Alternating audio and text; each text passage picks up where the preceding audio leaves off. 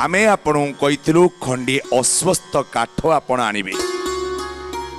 ताकू आपण आनी स्टील ग्लास रे पानी भर्ती करी सेई काठ को सेई पानी रे राति सारा बुड़ाई रखिबे आउ जेमती सखाळ हबो एई पानी को अस्वस्थ गछर मूल रे ढाली देबे। जदि आपण कहबे आम घर पाखे अस्वस्थ गछ नाही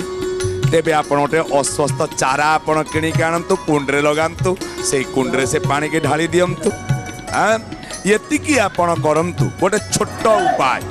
आपणकर लक्ष्मी वृद्धि सहित